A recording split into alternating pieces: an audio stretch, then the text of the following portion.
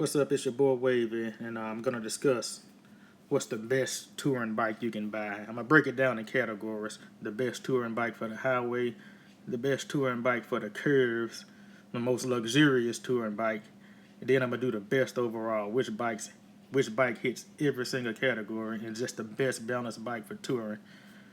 Now my review is unbiased. I'm not loyal to any brand, and I switch bikes at any given moment, whatever I think is best at the time. I can see one feature that I like and I switch. So I'm giving you an unbiased review from somebody that's not loyal to a brand. Alright, the last 4 years I've owned 4 different touring bikes.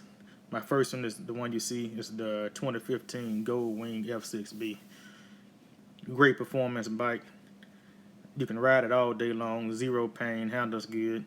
The only reason I traded this bike in is to get the full gold wing version of it. I love this one so much I wanted the full wing because I wanted the trunk added. I wanted the heated seats, the foot warmers, the electronic suspension, and mainly because when you get up in the mountains, the temperature change. It's nice to be able to cut the seats on, and open your foot warmers up, and cut your grips on. That's the only reason I traded it. So I traded it in, got the 2016 full gold wing. Zero complaints at all. If I had to make up a complaint, it would be the infotainment was a little dated. But with cell phones out, that really doesn't even matter anymore. I mean, we put thousands of miles on these bikes. That's my boy Geronimo's 2016. We did several iron butts, thousands of miles, no pain, no complaints. But me being me, the 2018 Gold Wing came out. I saw the dashboard, and I had to rush and trade it in. Just me being me.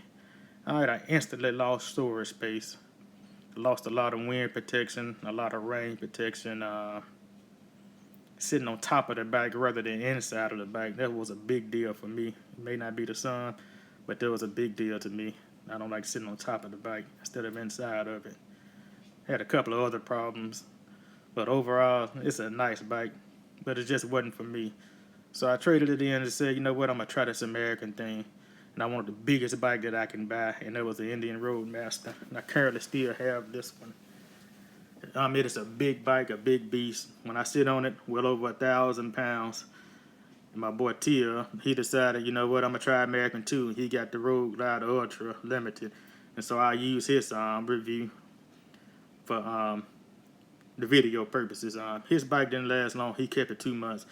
He just couldn't get over it. It just wasn't a gold wing. It was top heavy. The power wasn't there like the gold wing.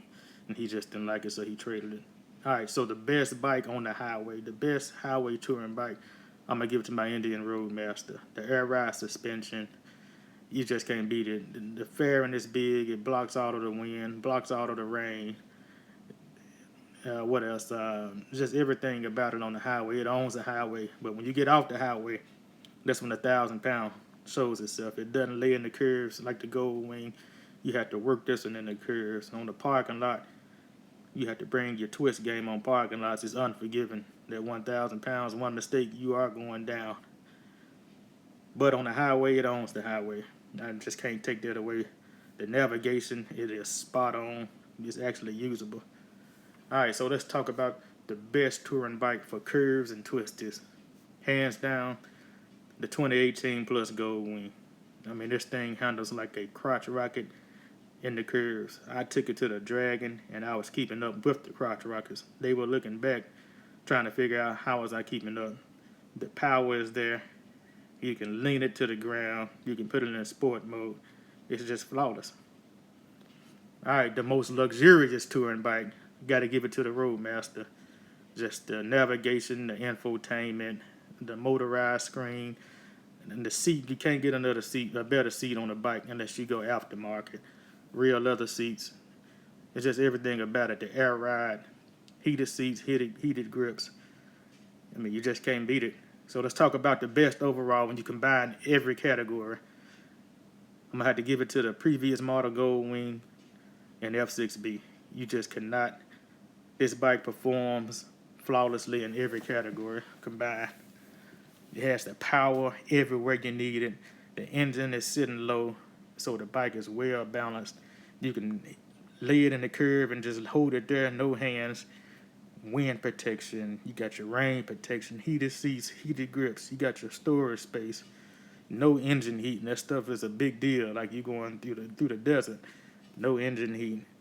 The magnets, they just last forever and ever and ever and ever. They can pull trailers like zero effort at all. So if you're looking for just the best overall touring bike, I'm gonna have to give it to the previous model Gold Wing and the F6B.